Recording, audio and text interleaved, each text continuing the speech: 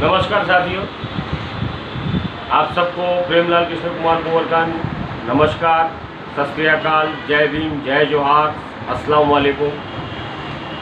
साथियों, जैसा कि कल मैंने स्टेटस अपडेट किया था, हिंगना विधानसभा के 10 साल का हिसाब, मुद्दा नंबर 2, सवाल नंबर 2, जो हो सकता था जो नहीं हुआ, उसको कंटिन्यू करते हुए इस वीडियो को और रोचक बनाने का प्रयास करूंगा।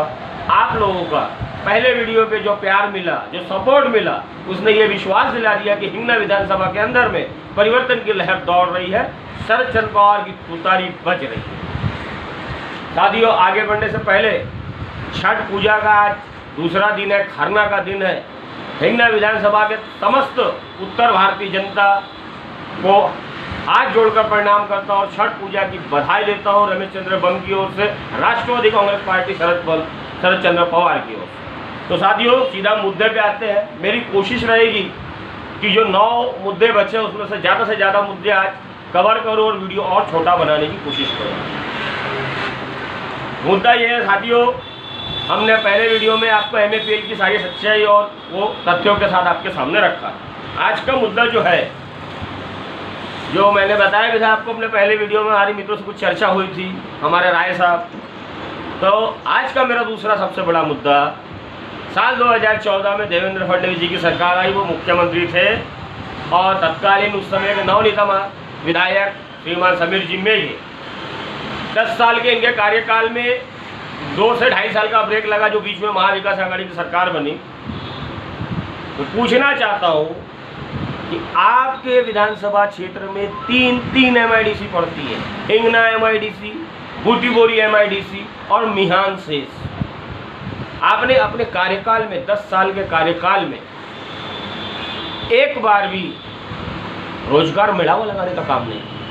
जिस MLA, जिस विधायक के अंडर में 3 MIDC आती है, वो अपने क्षेत्र के युवाओं के लिए एक रोजगार मेलावा नहीं लगा पाए।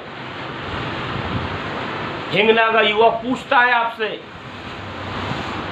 क्यों आपको वोट देगा वो 10 साल बाद में? आपको एक बार नहीं 2 बार मौका दिया गया, लेकिन आपने हिंगना विधानसभा के युवाओं के बारे में, युवतियों के बारे में कुछ नहीं सोचा।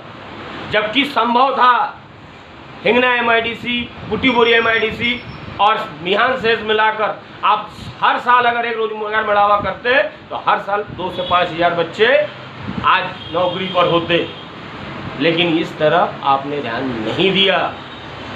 ये हमारा दूसरा मुद्दा है। जनता ने विचार करना चाहिए, क्या मैं गलत बोल रहा हूँ, ये सही बोल रहा हूँ? साथियों, ये सब आपके ऊपर डिपेंड करता है। इसी के साथ मैं तीसरा भी सवाल खड़ा करना चाहता हूँ। जब महाविकास आघाड़ी सरकार को गिराकर, शिवसेना को फोड़कर महायुति का गठन हुआ और सरकार बनी, तो सबसे पहला काम हमारी हिंगना विधानसभा को धोखा देने का हुआ, जिसमें समीर बाबू मेघे, इस जनता की आवाज़ पे आप, इस जनता के वोट से आप 10 साल से आमदार हैं, आपकी नैतिक जिम्मेदारी बनती थी, आपके पार्टी के DCM थे, आपने आंदोलन करना था, अपनी पार्टी के खिलाफ बोलना था, क्योंकि हमारे मिहान शेष से 2 बड़े प्रोजेक्ट जिनमें लाखों का रोजगार था, टाटा एयरबस और वेदांता फॉक्सकॉन का, ये 2 बड़ी कंपनियां गुजरात चले गए। आमदार साहब, आपने तनिक भी अथक प्रयास नहीं किया अपनी सरकार के खिलाफ बोलना, अपनी पार्टी के खिलाफ बोलना और हिंगना विधानसभा की जनता के साथ खड़ा होना आपका फर्ज था। अगर आप एक सच्चे विधायक होते और राजनीति की समझ आपको अगर होती, जनता की जरूरत का अगर आपको ध्यान होता, जनता की चिंता अगर आपको होती, तो आप ये 2 प्रोजेक्ट जाने नहीं देते। इसके लिए ईंट से ईंट बजा देते, आप संघर्ष करते, ये हिंगना विधानसभा की जनता आपके साथ खड़ी रहती उस मुद्दे पर, लेकिन आपने नहीं किया। 3 मुद्दे हो गए कंप्लीट। चौथा मुद्दा मैं आज उठाता हूं। एक और बड़ी होर्डिंग लगी यहाँ पर, रमेश चंद्र बंग साहब के बारे में बात की जाती है, समीर बाबू के बारे में बोलना चाहता हूँ, श्रीमान मेघे जी के बारे में। डिगडो और नील्डो, एक को नगर पंचायत का दर्जा, एक को नगर परिषद का दर्जा जो मिला, उसमें हमारी राष्ट्रवादी कांग्रेस पार्टी, रमेश चंद्र बंग की बहुत बड़ी भूमिका रही। हमारे चुने हुए जिला परिषद सदस्य रश्मिताई कोडगुले और उमेश सिंह राजपूत पंचायत समिति सदस्य आकाश रंगाल, इन्होंने त्याग दिया तो डिगडो नगर परिषद का गठन हुआ। उसी तरह नील्डो में भी, लेकिन होर्डिंग लगी, विकास पुरुष जे चांगलं ते करून दाखवलं, तुम्ही एकटा नाही केलं वो, सर्व पक्षाने मिळून त्यावर कारवाई केली म्हणून ते शक्य झालं। बड़ा हे भी बोलता हूँ मैं, आपको भी समझे, महाराष्ट्र की जनता ने विचार करना चाहिए, हिंगना विधानसभा की जनता ने विचार करना चाहिए कि क्रेडिट लेने में आगे लेकिन काम करने में शून्य। बेसिक जमीन लेवल पे जो त्याग रमेश चंद्रबंग ने अपने नेताओं से करवाया तो ये संभव हो पाया कि डिग्डो नगर परिषद बने। 4 सवाल मैंने कंप्लीट कर दिए, 5वां सवाल मैं बोलता हूँ। हमारे हिंगना क्षेत्र के अंदर में स्लम एरिया बहुत, आप 10 साल से विधायक है श्रीमान मेघे जी, और देवेंद्र फडणवीस जी भी इस बात को समझे।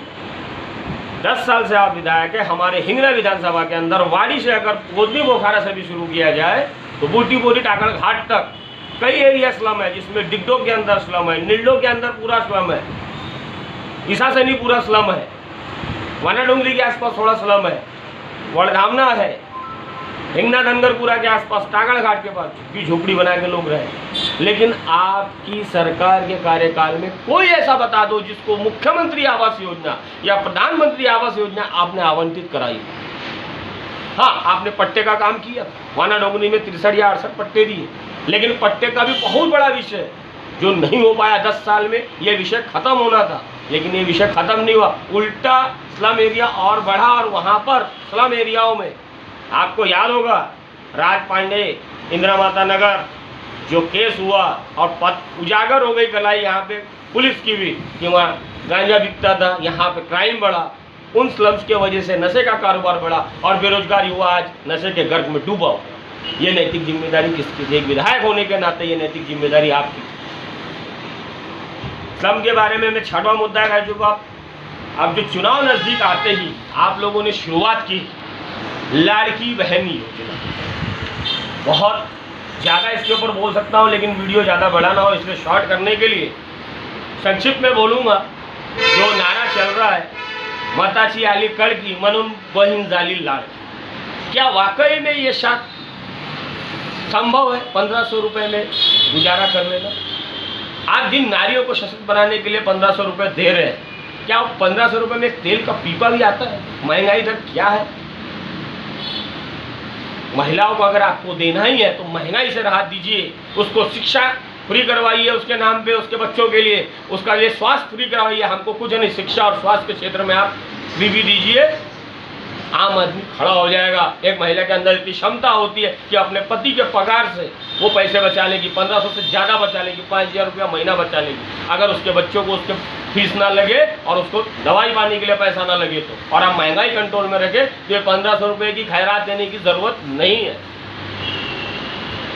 तो साथियों, छठ पूजा की फिर एक बार शुभकामनाएं। मैं आपसे वीडियो ज़्यादा बड़ा हो रहा है, अगले वीडियो में पार्ट 3 में हम इसको और कंटिन्यू करेंगे, ज़्यादा से ज़्यादा और मुद्दे लाके। आज 6 मुद्दे हमने कवर किए हैं, बचे हुए 4 मुद्दे पार्ट 3 में आएंगे और फिर लगातार वीडियो फील्ड पे आएंगे। लोगों के ओपिनियन भी लाके मैं आपके सामने रखूंगा। एक छोटा सा प्यार प्रेमलाल कृष्ण कुमार कोर का, हिंगना विधानसभा राष्ट्रवादी कांग्रेस शरद कनपट का युवा नेता, एक छोटा सा रमेश चंद्रबंग का कार्यकर्ता आपको नमस्ते करता है। और विचार करना 20 तारीख को मेरे वीडियो बार बार आप लोग के सपोर्ट से अगर सारे विधानसभा के अंदर फैल गए तो लोग एक अच्छा विचार बनाकर सही निर्णय लेने में ये वीडियो उनको मदद करेगा। पुनः एक बार आपके सामने हाथ जोड़ता हूँ। जय हिंद, जय महाराष्ट्र।